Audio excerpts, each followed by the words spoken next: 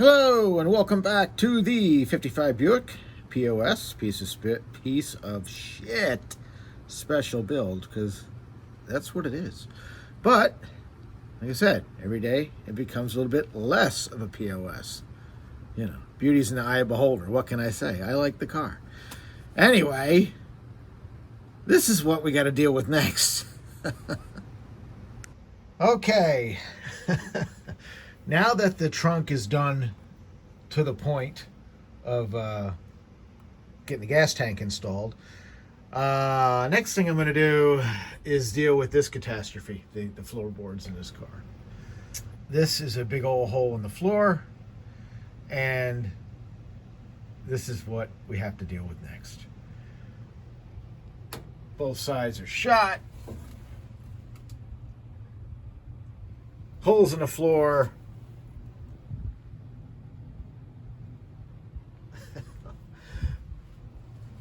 Anyway, this is what we have to deal with next. Big holes in the floor. Both sides, the front, trash. And holes in the back that'll need to be patched as well. You know, usual stuff for an old car, I guess. Certainly for a Northeast car. So I figure I'll do the worst part first, which would be these front floors. Okay, so when dealing with a mess like this, first thing is to evaluate, get things cleaned up, and get stripped back so you can start working on it. I did off camera remove the sill plate, which is held in with an assortment of miscellaneous drywall screws and whatever else. Nothing new. It's been expected.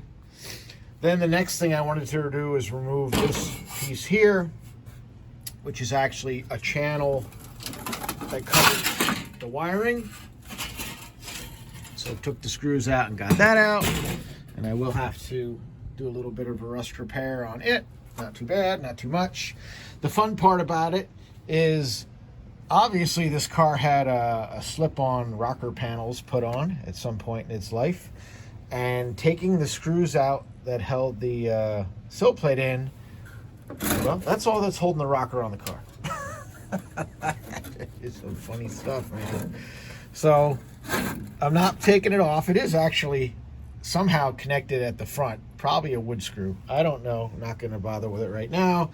I'm just going to get the shop vac out and vacuum out this mess, and then start looking at this up here.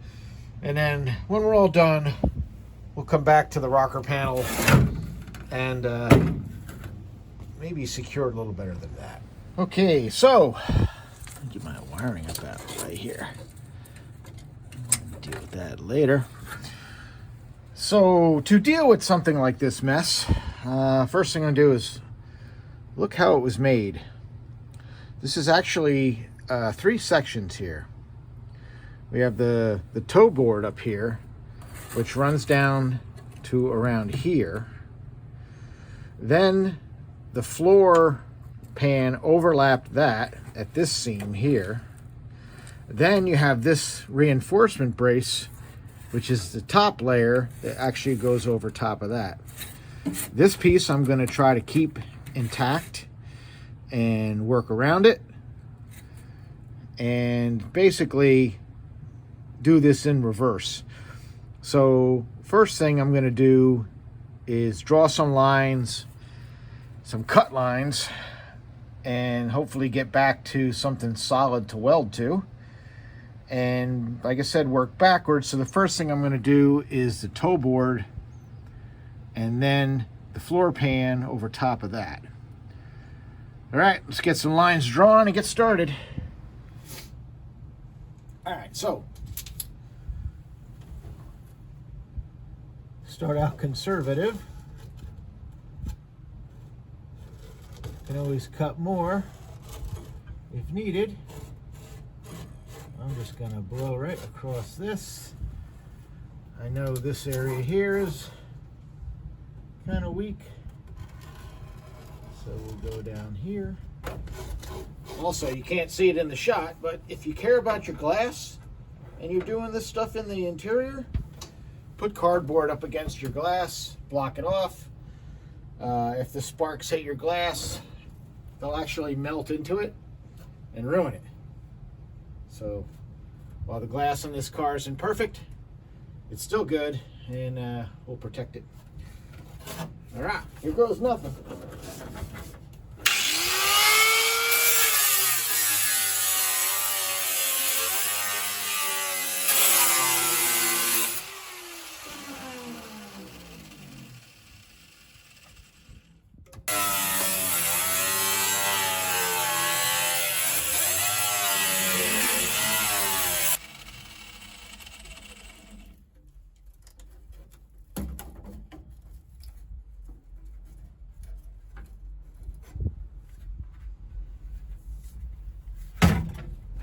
There's actually another piece under here. When I was cutting this away, I was trying not to just blast through it just in case there were any other braces I didn't notice, and sure enough.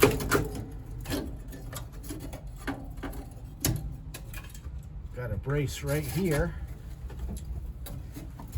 that is spot welded to that piece of floor. And I have my brand new brake line right here too, so be careful of that.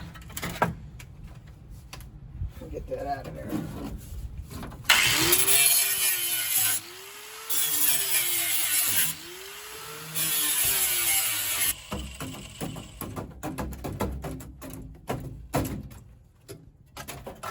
Get that out of there.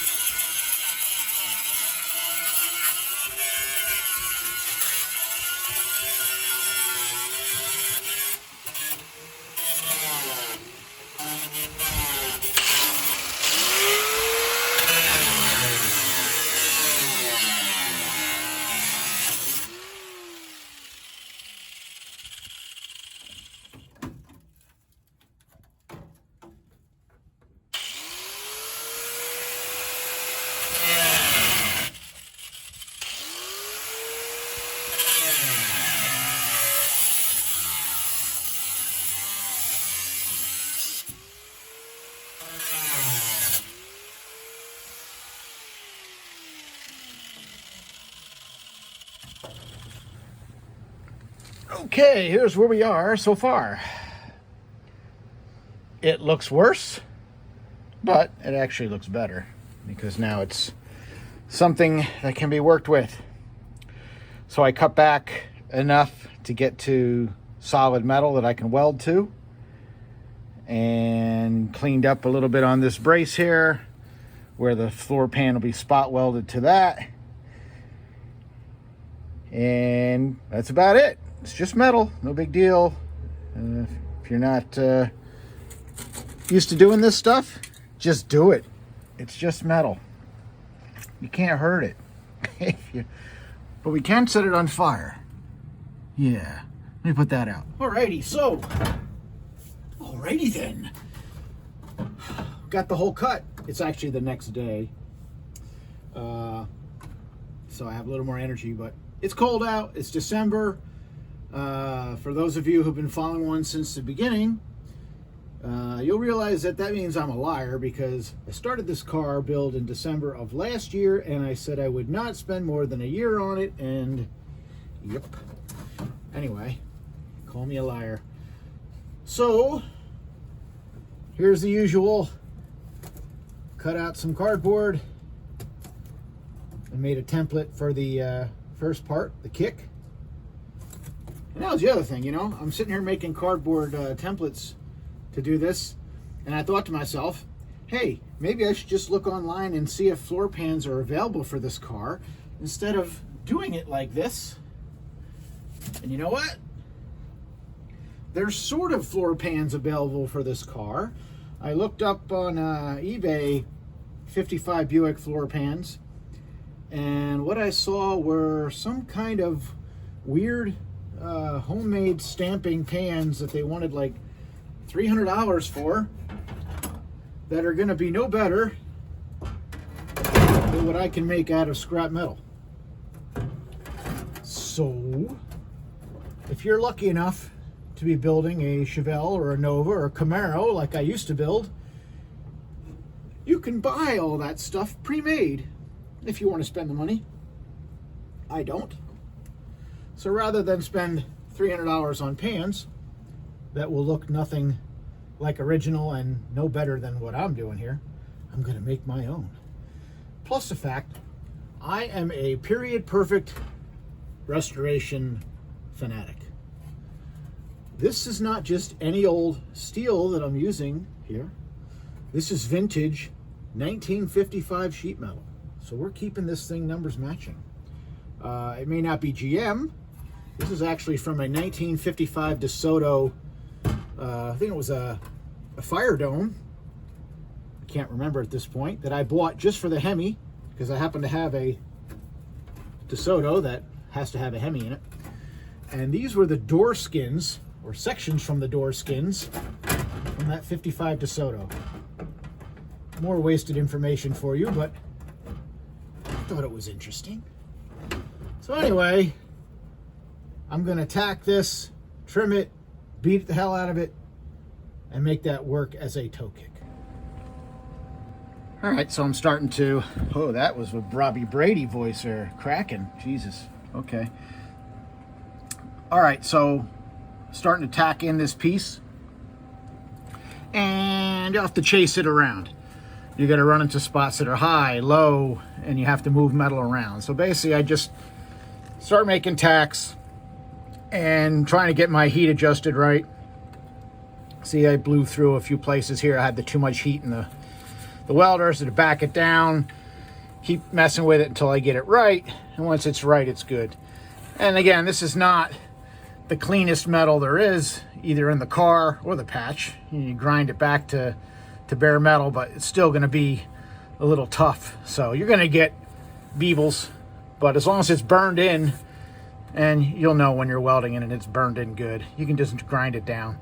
I'm obviously butt welding this thing. You don't have to butt weld, you can lap weld.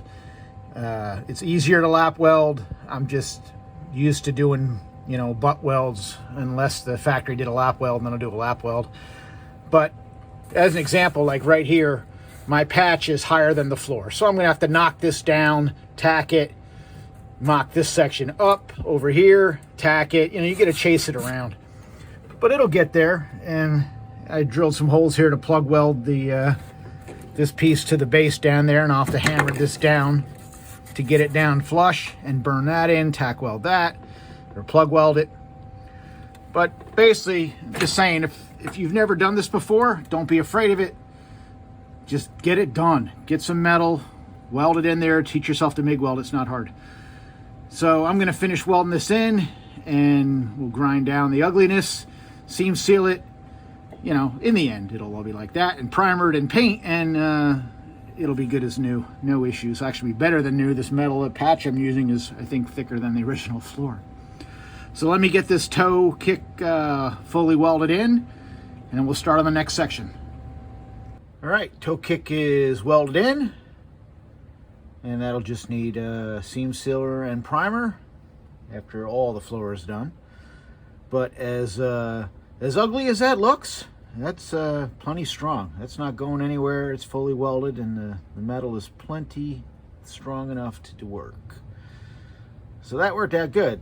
So next, gotta fill this big hole. Okay, once again, template made of cardboard. Simple. And then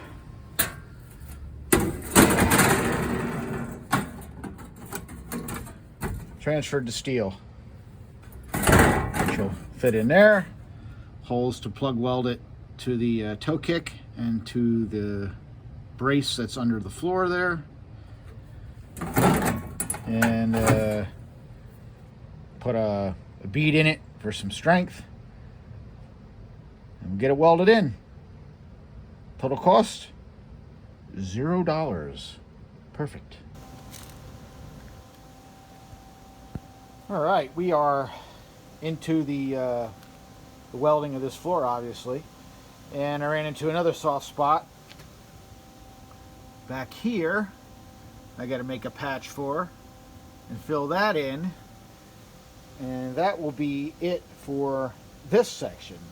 Admittedly, the floors in this car are really rough, so if this was like a 55 Chevy and you were doing a full restoration, yeah, you would just cut the whole floor pan out of this thing and be done with it. But remember, this car is what I would call a save. This thing was well on its way to becoming either a parts car or off to the crusher to become something we don't want. So, as ugly as it may look, it's plenty strong and it'll do the job. Alright, I gotta cut a little piece out and get that patch. Okay, there's my next patch with holes to plug weld to this brace in there. And obviously this is a curved shape and this is flat, so what you do is set it in there, tack weld it where it is flat, which is at the bottom in there, and then just hit it with a hammer and rotate it down till it meets this floor pan to bend that over. Plug weld it there, weld that there, weld across there, hammer this down till it curves over. And that should work. And that'll fill the hole. Alright, let's get that welded in. Alright, we have accomplished something. Driver's side front pan is now a floor pan, which is great. So, it's all seam sealed up. Slathered it all around, just like the factory would. I probably used even less than them, but that has to set up and dry now. But hey, I'm happy with it. That's much better than dragging your feet on the road, I think. So still plenty of work left to do on this floor, but that was one of the major pieces. Passenger side over there, the front, that's going to be the next challenge. It'll be just like this, hopefully not worse. Could be worse, I don't know, but it's going to be the same idea. So that will be the next point. I'm going to end this this video here. We come back, it's going to be more floor work. I hope this is entertaining. It's definitely a lot of work, but I'm really excited because the more this stuff gets done, the closer we get to putting the LS back in here and getting the turbo set up and get into some fun stuff. But we're still building the car before we can do the swap. So hey, if you like this stuff, I appreciate all the people who are subscribing. The subscriber numbers have been going up, which is fantastic. I need some comments. I need to know what you guys are working on and what do you want to see? Do you want to see more detail, less detail? I'm trying to keep these videos in a reasonable time length and try to give you as much detail as I can. I don't think anybody needs to see me welding 100 million spot welds and grinding 100 million spot welds. Everybody can do that. But at least show you what's going on here so you can do this stuff. So, that is it for now, and we'll see you on the next one.